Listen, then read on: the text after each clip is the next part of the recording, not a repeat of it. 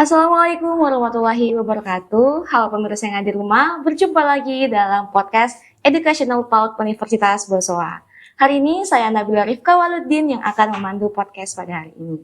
Nah, gimana nih kabarnya pemirsa Educational Talk Universitas Bosowa yang ada di rumah? Semoga dalam keadaan baik karena hari ini bertepatan dengan momentum bulan suci Ramadan. Nah, untuk itu, kali ini kita juga kedatangan salah satu tamu spesial dari Halal Thayyibah Center yang saat sekarang ini sudah bersama di hadapan kita.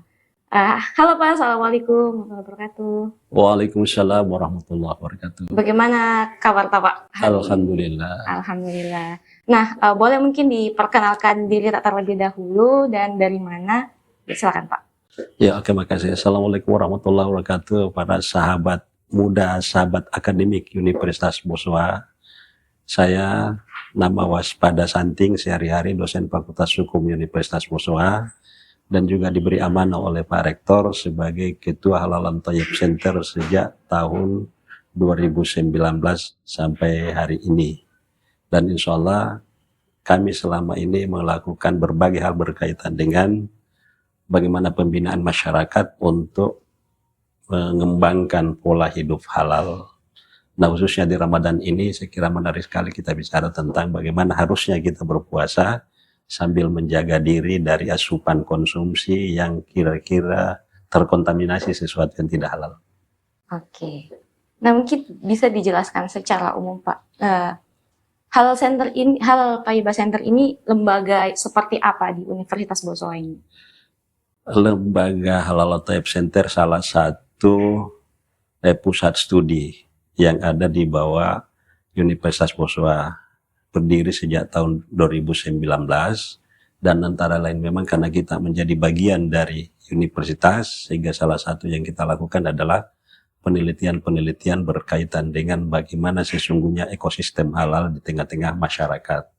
Kenapa itu penting? Karena sejak tanggal 17 Oktober 2014, itu pemerintah Republik Indonesia sudah mengeluarkan sebuah undang-undang nomor 33 tahun 2014 tentang jaminan produk halal.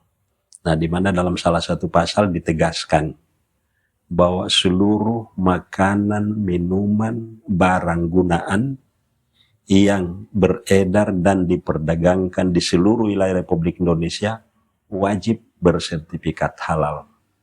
Tapi tentu ada pertanyaan, nah bagaimana dengan saudara-saudara kita sebangsa yang non-muslim, dan bagi mereka tidak perlu harus ada kaitan dengan kehalalan. Nah, di sini adilnya undang-undang ini. Karena di dalam pasal 26 itu ditegaskan bahwa terhadap produk yang menggunakan bahan yang tidak halal harus mencantumkan bahwa ada kandungan tidak halal dalam produk itu. Nah, sehingga bagi kita yang muslim harus menjaga betul kepastian halal yang kita konsumsi. Nah, salah satu cara untuk memastikan itu periksa ketika kita mau mengkonsumsi sesuatu yang di luar rumah kita, karena kalau di rumah kan tidak mungkin kita siapkan yang tidak halal. Tapi kalau keluar rumah mau mengkonsumsi sesuatu, periksa dulu halal apa tidak. Ketika ada kandungan di situ bahwa tidak halal buat kita, orang Islam, maka kita hindari. Nah, kemudian hal lain lagi bahwa kita juga sudah pernah melakukan pendidikan pendamping halal. Karena salah satu tugas Halal Thayyib Center di setiap kampus itu juga melakukan pendampingan terhadap usaha kecil yang ini mengurus sertifikat halal. Alhamdulillah kita semua pengurus ada 32 orang itu sudah punya sertifikat sebagai pendamping halal. Nah, sehingga kalau ada masyarakat yang ingin mengurus sertifikat halal dan perlu pendampingan dari Universitas Bosowa melalui Halal Thayyib Center, insya Allah kita siap. Oke, kalau untuk penelitian internal dalam kampus kan biasa ada produk yang dikeluarkan mungkin oleh kampus. Itu apakah ada pendampingan halalnya dari Halal Thayyibah Center sendiri, Pak? Nah, salah satu sekarang yang kita konsen adalah kantin kita di belakang. Ada beberapa tenan di situ, kita sementara arahkan mereka agar bisa tersertifikat halal. karena sudah pernah kita komunikasikan dengan pimpinan agar ke depannya nanti Universitas Boswa menjadi salah satu kawasan yang disebut zona halal. Zona halal itu adalah akronim dari kuliner, zona khas maksud saya, kuliner halal, aman, dan sehat. Jadi zona khas. Nah, di Makassar sudah ada beberapa kampus, bahkan rektor Universitas Hasanuddin luar biasa menurut saya, karena tahun lalu 2023, Desember 2023, rektor mengeluarkan surat edaran tidak boleh ada makan minum yang beredar di lingkungan kampus yang tidak terjamin kehalalannya. Nah, makanya kita berharap kita tahu persis founders kita bagaimana apresiasi beliau terhadap perkembangan dan kepatuhan kita terhadap agama. Maka kita berharap kantin-kantin kita di belakang nanti itu juga semua terjamin standar halalnya. Dan mudah-mudahan tahun ini semua sudah dapat sertifikat halal. Nah, selain dari pengadaan sertifikat halal, apakah ada program lain yang dicanangkan dari Halal Thaibah Center, Pak?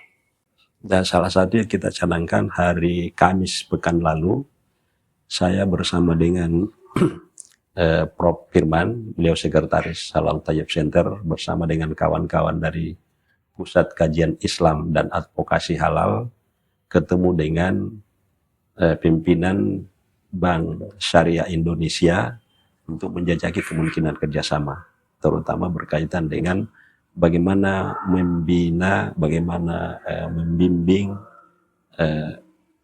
pengusaha-pengusaha mikro, kecil yang belum tersertifikat halal. Nah, kebetulan Pusjilal itu salah satu lembaga yang sudah punya lisensi dari Badan Penyelenggara Jaminan Produk Halal untuk melakukan pendidikan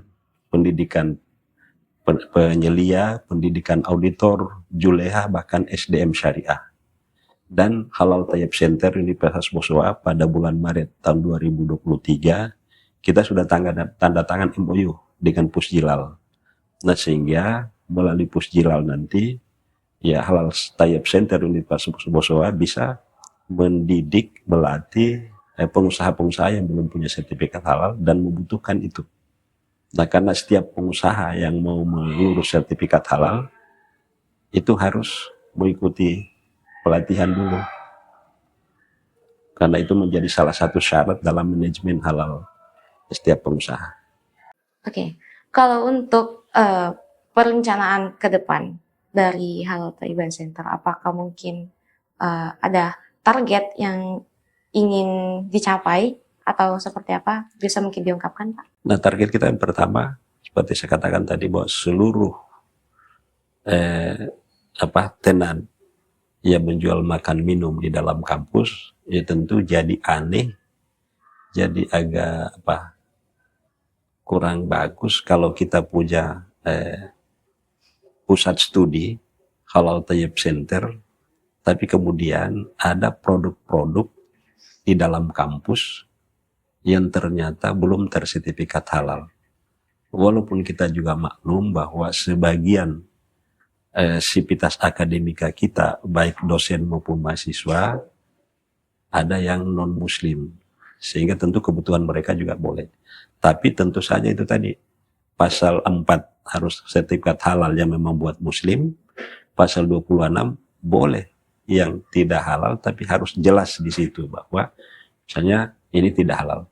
Ya kata kalau misalnya ekstrim, kita punya kantin di belakang. Kantin yang ada sekarang kan rata-rata menjual menu-menu makanan yang mungkin diperuntukkan secara umum. Kalau suatu saat ternyata ada kebijakan bahwa dibolehkan ada makanan non halal di situ, ya boleh, undang-undang tidak melarang. Tapi harus dipertegas bahwa ada area di kantin itu yang terpisah dengan area produk halal, dan di situ dicantumkan dengan jelas bahwa di sini dijual makanan non halal. Nah, sehingga warga akademik, kampus, mahasiswa dan dosen yang butuhkan itu, ya silakan di sana. Tapi bagi yang muslim, ya tentu tidak boleh masuk ke sana karena itu bukan untuk warga muslim. Itu satu. Yang kemudian kedepannya juga kita ingin memperluas kerjasama dengan berbagai pihak. Saya lupa tadi bahwa kita juga sebenarnya sudah menjajahi kerjasama dengan Pemda Maros. Saya bersama dengan Bapak Vice Rektor Bidang Kerjasama, Profesor Dr. Insinyur Agus Salim, itu sudah pernah ketemu dengan Pak Bupati. Lalu kita juga, saya dengan Pak Firman, dengan Ibu Abriana, itu bendahara dan salah satu pendamping. Kita juga pernah ke Sidrap, kerjasama dengan Pondok Pesantren Rahmatul Asri, untuk pembinaan pengusaha-pengusaha kecil di sana. Karena kita di Sulawesi Selatan ada sekitar 150.000 pengusaha kecil menengah di bidang kuliner. Yang sudah punya sertifikat halal itu baru sekitar 25.000. Artinya masih ada 125.000 yang belum. Sementara pemerintah menetapkan paling lambat tanggal 17 Oktober 2026, berarti sekitar 20 bulan ke depan, ya 125.000 itu sudah harus sertifikat halal. Itu pekerjaan berat.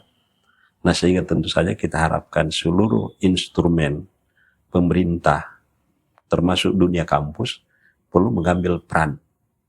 Ya mudah-mudahan ke depan, karena kita kan juga ada BOSWA Foundation, kemudian ada kegiatan-kegiatan sosial juga yang menyalurkan dana-dana CSR dari BOSWA Group. Ya mungkin juga suatu saat bisa sebagian disisihkan ke situ untuk membantu pengusaha-pengusaha kecil yang membutuhkan fasilitasi, terutama pembiayaan untuk sertifikat halal.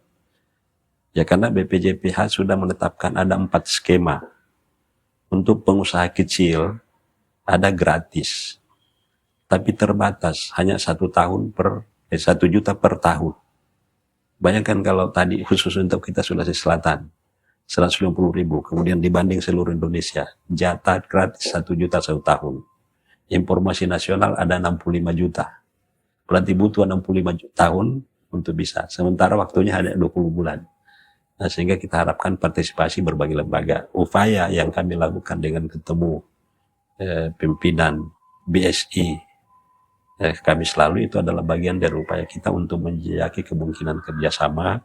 Kita punya SDM, ya BSI tentu punya dana untuk itu. Dan kami sudah dapat informasi dari BSI bahwa BSI tahun ini punya jatah 1.000 UKM untuk di daerah Sulampua, Sulawesi, Maluku, Papua. Dan kita berharap bisa dapat jatah dari situ. Oke. Kalau untuk mungkin berbicara tentang teknis untuk mendapatkan sertifikat halal itu sebenarnya bagaimana sih Pak? Nah itu tadi yang saya katakan bahwa ada 4. Jadi untuk pengusaha kecil bisa gratis. Tapi karena jatah terbatas, maka pemerintah membuat skema yang lain. Bagi mereka yang sebenarnya berhak dapat gratisan, tapi jatah untuk gratisan terbatas, karena pemerintah tidak punya anggaran yang banyak untuk mendanai keseluruhan dalam waktu yang singkat, maka BPJPH memberi kesempatan untuk namanya sertifikat mandiri. Jadi sebenarnya dia gratis, tapi karena tidak pun dapat jatah, maka dia mengurus secara mandiri. Nah itu harus menyiapkan biaya untuk latihan penyelia 500.000, ditambah biaya sertifikat 230.000. Jadi ya sekitar 750 lah, mungkin dengan biaya-biaya administrasi lain bisa 1 juta. Kemudian yang kedua, ada namanya, dia pengusaha kecil, tapi dia mesti mengurus dengan cara reguler. Kenapa? Karena dia menggunakan bahan-bahan baku untuk produk makan minumnya, ya makan terutama, dari bahan-bahan hewani. Ya misalnya kantin kita di belakang, kan menggunakan ayam, ada yang menggunakan daging. Nah itu harus masuk di reguler. Kenapa? Karena harus ada pemeriksaan laboratorium. Apakah ayam yang digunakan, apakah daging yang digunakan itu disembelih secara syar'i. Nah kalau itu biaya pelatihannya itu 700.000, kemudian biaya sertifikat halalnya 650. Nah berarti kalau dengan biaya-biaya administrasi bisa sekitar 1.500.000. Nah untuk pengusaha menengah dan atas, ya termasuk misalnya hotel-hotel, ya saya kira BOSWA Group juga punya hotel. Nah kalau misalnya hotel group kita mau ngurus sertifikat halal, maka tentu syaratnya agak lebih rumit sedikit. Jadi hotel itu harus punya yang namanya manajemen halal. Nah, di dalam manajemen halal itu salah satu SDM yang harus ada adalah penyelia halal. Nah, untuk ikut penyelia halal, mereka harus menyiapkan biaya pendidikan sebanyak 1.600.000. Kemudian setelah dinyatakan lulus penyelia, mereka harus ikut uji kompetensi. Jadi diuji betul ke mereka sudah punya kompetensi untuk menjadi penyelia, konsultan halal di hotelnya atau di restorannya. Itu biayanya 1.800.000. Nah, kemudian biaya-biaya sehingga mungkin butuh biaya sekitar 5 jutaan. Tapi ya mungkin sepintas ada yang mengatakan mahal nih. Tapi sebenarnya itu sangat murah. Karena itu berlaku sepanjang waktu. Tidak ada masa expire-nya. Dulu ada 2 tahun. Ketika keluar undang-undang kemudian berubah menjadi 4 tahun. Lalu kemudian terakhir ada kebijakan bahwa itu berlangsung sepanjang waktu. Selama produk itu tidak mengubah komposisi atau tidak mengubah proses produksi. Ya, misalnya ayam goreng yang digunakan hanya minyak atau mentega, lalu kemudian ayam potongnya, kemudian mungkin ada tepung dan segala macam, itulah yang diusulkan ketika mengurus sertifikat halal. Selama masih bahannya sama, proses produksinya sama, ya berlaku terus. Tapi kalau suatu saat, katakanlah misalnya 2 bulan, tiba-tiba restoran yang bersangkutan, rasanya kayaknya tidak bisa bersaing.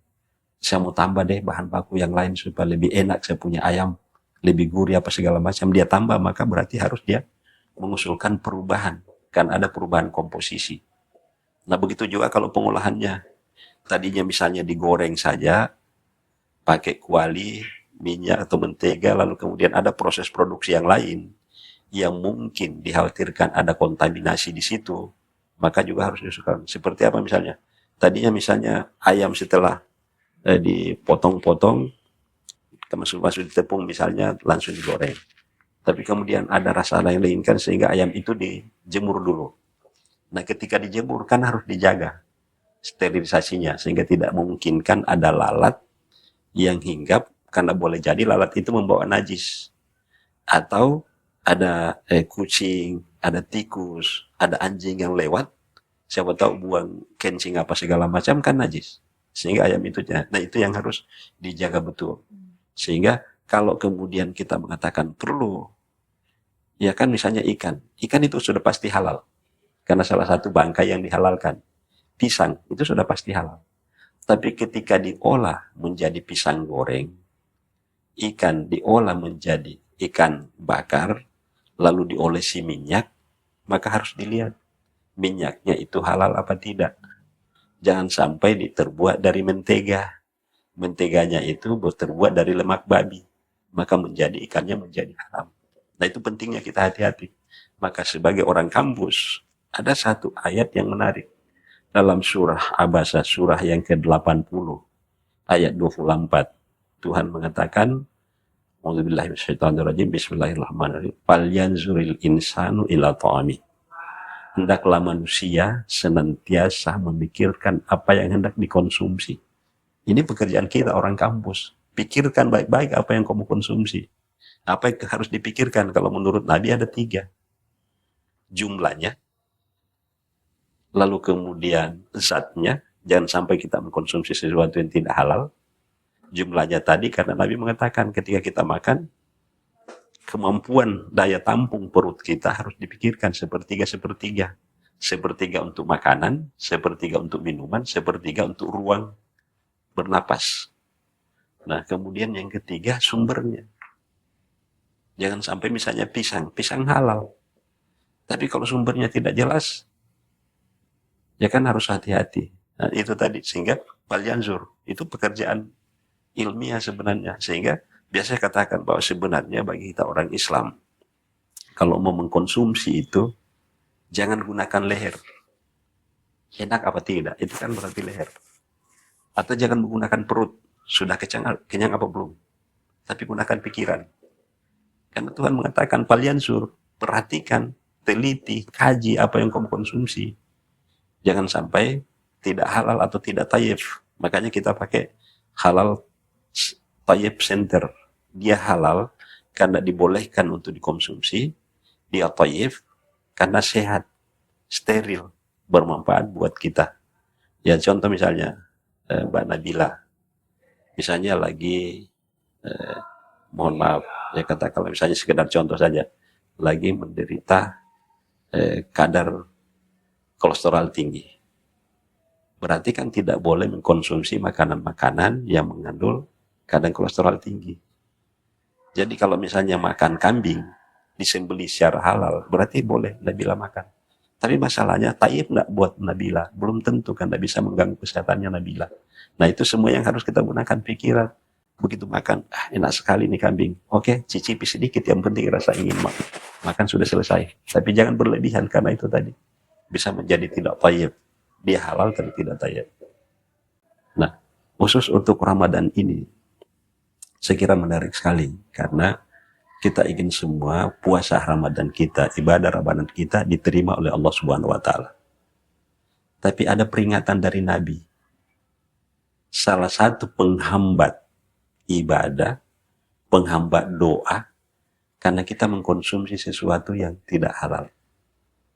Suatu waktu ada seorang sahabat, kalau tidak salah namanya Sa'ad bin Abi Waqqas, bertanya kepada Rasulullah, ajarkan saya doa yang paling afdal. Cara doa yang paling afdal. Lalu Nabi mengatakan jangan makan sesuatu yang tidak pasti halal. Karena dia menjadi penghambat. Ada hadis yang mengatakan kalau kita katakan hari ini, ya Nabi lah makan yang tidak halal, 40 hari ke depan tidak diterima ibadah dan doanya. Jadi kalau misalnya sebelum Ramadan, 1 minggu sebelum Ramadan kita makan sesuatu yang tidak halal, ibadah Ramadan kita tidak diterima. Apalagi kalau dalam Ramadan kita diundang buka puasa, ikut buka puasa dan mengkonsumsi sesuatu yang tidak jelas. Itu bukan menurut saya, menurut Al-Quran dan hadis. Dan bagi kita orang Islam, bagi sahabat-sahabat Universitas Boswa, saat akademik Universitas Boswa, yang Muslim, kita percaya Al-Quran, kita percaya hadis, maka kita harus ikut itu. Karena ya Tuhan dan Nabi sudah mengatakan, ya bahkan misalnya kalau ada orang tua yang menginginkan anaknya cerdas, mudah menerima pelajaran, pelihara dia dari makanan tidak halal. Karena Nabi mengatakan begitu. Kalau kita sering mengkonsumsi sesuatu yang tidak halal, itu akan mempengaruhi perilaku kita. Itu yang akan menjadi energi tubuh.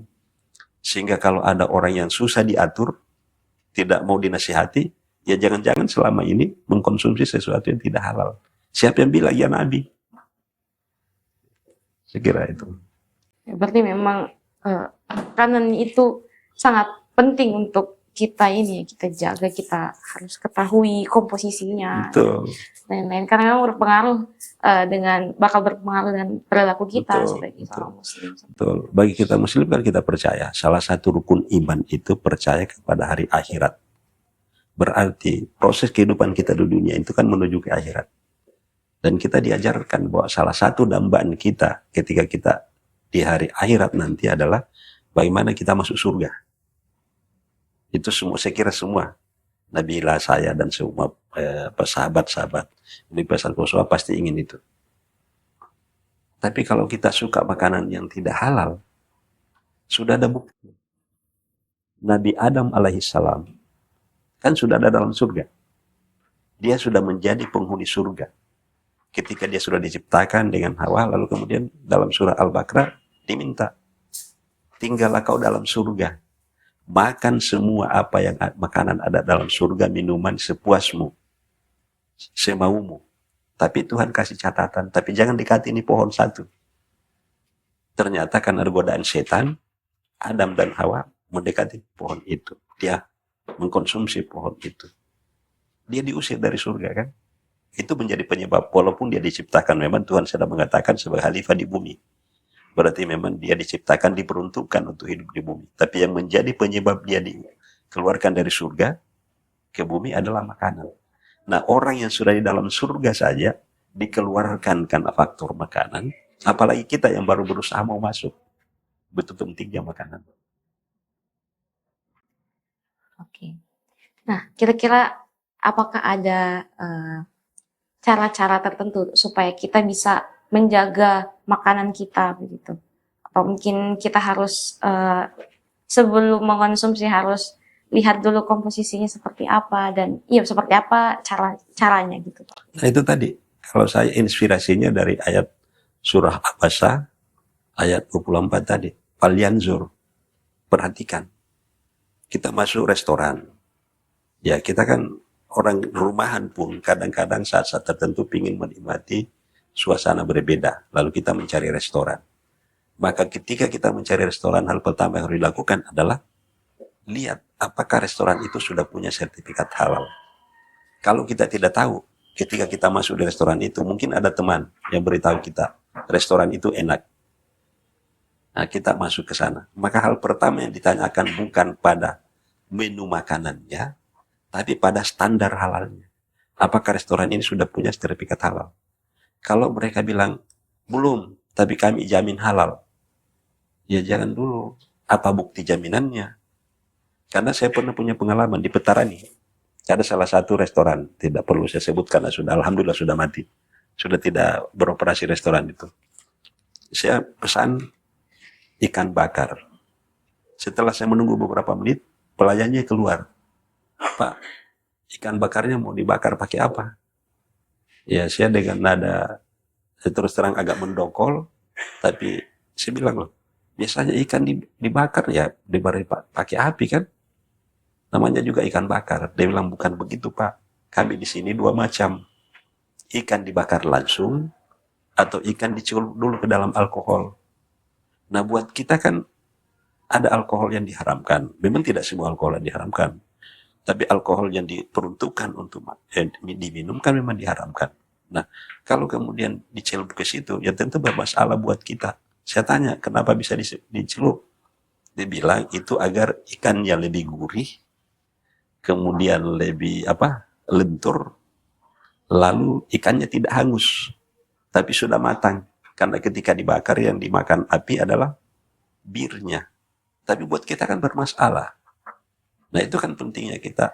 Atau pernah suatu waktu malam-malam di Jalan Timur. Itu juga perlunya kehati-hatian kita. Banyak sekali orang antri bakar sate. Saya juga ikut antri. Tapi kebetulan istri saya seperti Nabila pakai jilbab. Lalu ketika sampai giliran, tukang bakarnya tanya, Bapak Muslim? Silang kok lihat istri saya di belakang pakai jilbab, ya pastilah saya Muslim. Terus dia bilang, mohon maaf Pak, yang kami bakar ini B1, babi. Nah tidak dilarang karena itu untuk konsumsi saudara-saudara kita sebangsa yang non-Muslim. Tapi kalau kita tidak bertanya, atau dia tidak tanya karena tidak ada identitas keislaman, maka saya diuntungkan oleh istri yang pakai jilbab. Nah itu mungkin salah satu hikmah kenapa kita diminta menutup aurat, karena seandainya tidak, maka mungkin saya terjebak di situ. Jadi betapa pentingnya kita hati-hati, sehingga kalau pertanyaannya Nabila tadi, bagaimana teknisnya? Ya pertama bertanya. Kemudian yang kedua mungkin kita masuk di mall, mau beli sesuatu, lihat dulu sudah punya sertifikat halal apa tidak. Karena sudah banyak sekali produk yang disertifikat halal. Kalau tidak ada lebih bagus hindari. Kecuali barang-barang yang kita mau beli yang belum melalui proses olahan. Sayur tidak melalui proses olahan. Tapi perlu kita tanya penjual sayur yang lewat-lewat itu, ini dia beli dari mana? Karena jangan sampai dari kebun yang menggunakan semprot pestisida atau bahan-bahan lain untuk membunuh binatang-binatang yang bisa merusak tanaman, tapi kan bisa mempengaruhi kesehatan kita. Itu pentingnya tadi. Betapa dahsyatnya satu kata yang Tuhan katakan, falyanzur. Perhatikan betul. Jangan sekedar mengkonsumsi. Itu memang tidak mudah karena kita sudah terbiasa puluhan tahun terbiasa mengkonsumsi sesuatu yang tidak jelas. Nah sehingga saya berpikir, jangan-jangan banyaknya koruptor, banyaknya hal-hal yang tidak benar di negara kita, karena kita sudah terlalu lama terbiasa mengkonsumsi sesuatu yang tidak halal. Sehingga energi yang dalam diri kita, ya berimbang antara energi positif dan negatif. Ada orang mengajak kita ke arah negatif, ya memang dalam diri kita ada energi negatif. Coba kalau kita terbiasa mengkonsumsi sesuatu yang halal. Walaupun ada energi dari luar yang mempengaruhi kita, tapi dari dalam akan menolak. Karena potensi yang ada adalah potensi positif. Orang mengajak kita minum bir, oh, enggak, itu bukan untuk saya.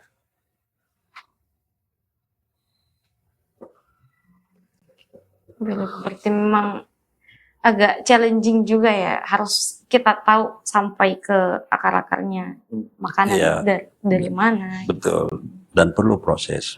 Memang tidak instan. Tapi kalau mau tadi, yaitu karena kita tidak punya referensi untuk misalnya melakukan proses verifikasi sendiri. Maka salah satu caranya adalah itu tadi, lihat labelnya. Label halal, karena di situ semua ada apa yang kayak model apa itu warna coklat yang mau mirip-mirip ini, di situ kan ada halal Indonesia. Tapi hati-hati juga karena kadang-kadang ada teman-teman yang belum punya sertifikat halal resmi tapi kemudian memasang. Kadang-kadang kan kita lihat ada produk yang bahkan kita masuk di warung makan, biasa di menu makannya ada di situ kata halal dalam bahasa Arab. Lingkaran, kadang hijau, ada hitam, ada merah, ada kuning, halal. Itu pasti tidak resmi, itu klaim. Klaim bahwa mereka sementara berusaha untuk meyakinkan konsumennya kami punya yang halal. Tapi kan tidak resmi. Tapi mungkin ada baiknya sebuah restoran bisa memajang mungkin sertifikat halal itu ya. Nah itu kewajiban sebenarnya dalam aturan, memang ketika misalnya katakanlah seandainya ini restoran, maka di pintu masuk itu harus dipasang di situ ada sertifikat halalnya. Dan banyak sekali restoran, misalnya roti itu sudah banyak. Mereka selain di labelnya, di pintu masuknya juga ada. Kalau tidak salah di Makassar itu sudah ada 6 hotel yang sudah punya sertifikat dapur halal. Kalau hotel dapurnya yang halal. Jadi maksudnya makanan-makanannya itu sudah tersertifikat halal. Walaupun kadang-kadang kita juga harus hati-hati karena ada pengusaha-pengusaha juga yang mungkin agak culas, nakal. Mereka punya sertifikat halal, tapi kadang-kadang masih mencampurkan sesuatu yang tidak halal. Padahal menurut aturan, kalau mereka sudah sertifikat halal, maka dia tidak boleh lagi menjual di situ tanpa memisahkan tempatnya. Misalnya tadi proses pengolahannya harus terpisah, proses penyajiannya harus terpisah. Jadi tidak boleh misalnya di restoran yang sama ada yang disuguhkan yang halal, ada yang tidak, karena bisa bercampur. Sendoknya, piringnya, kita tidak tahu bagaimana proses pencuciannya. Kalau dipakai untuk babi lalu kemudian tidak dicuci dengan baik, kan bermasalah buat kita. Berarti mungkin semoga kantin, kalau kita berbicara lagi ke Unibos sendiri ya, mungkin siapa tahu kantin Unibos bisa juga memajang sertifikat tersebut kalau sudah keluar sertifikat halalnya. Itu harus karena itu jadi kewajiban, tidak boleh mereka sembunyikan. Dan sia-sia mereka ngurus kalau ternyata disembunyikan. Jadi harus dipajang dengan baik. Nah, kira-kira apakah masih ada hal yang ingin disampaikan dari Bapak sendiri sebagai ketua dari Halal Thayyib Center Universitas Bosowa, Pak? Yang paling penting saya kira karena kita lembaga pendidikan dan kita sudah berkomitmen untuk membuat pusat studi Halal Thayyib Center. Maka kita berharap bahwa komitmen itu ditindaklanjuti dengan kedepannya nanti menjadikan kampus kita sebagai salah satu zona khas tadi, kuliner halal, aman, dan sehat. Seperti yang dilakukan oleh 1-2 kampus yang ada. Di Makassar itu ada 6 kampus yang sudah punya halal center. Tapi yang sudah berkomitmen untuk menjadikan kampusnya sebagai zona halal, itu baru 1 kampus. Kalau membuat edaran tadi kan salah satunya misalnya Unhas, tapi belum menjadi zona halal. Karena masih ada produk-produk yang belum terjamin, tapi mereka dalam proses. Dari ratusan menu-menu makanan di sana yang makanan mikro kecil, itu mereka sudah proses. Berarti memang kedepannya Unibos pengen menerapkan khas itu tadi ya Pak, seperti itu. Ya kita berharap, harapan kami dari Halal Thayyib Center itu bisa menjadi kebijakan kampus, pimpinan yayasan, apalagi kan di dalam grup BOSOA juga kan ada beberapa usaha yang juga di usaha makan minum. Nah sehingga ya kita di Halal Center, Halal Thayyib Center siap kalau seandainya diminta untuk kemudian memberikan informasi ke unit-unit usaha yang mengelola restoran atau hotel untuk proses akselerasi sertifikat halal. Ya, saya kira itu. Baik, mungkin itu saja Pak Baik. percakapan kita pada hari ini soal sudah banyak membahas soal Halal Thayyib Center, terus beralih lagi ke secara teknis sertifikat halal dan cara-cara mengetahui produk ini halal atau tidak dan semacamnya. Baik, oke pemirsa yang ada di rumah, itulah tadi percakapan kita dengan Ketua Halal Thayyib Center Bapak Waspada Kanting. Saya kira cukup sekian. Terima kasih. Wassalamualaikum warahmatullahi wabarakatuh.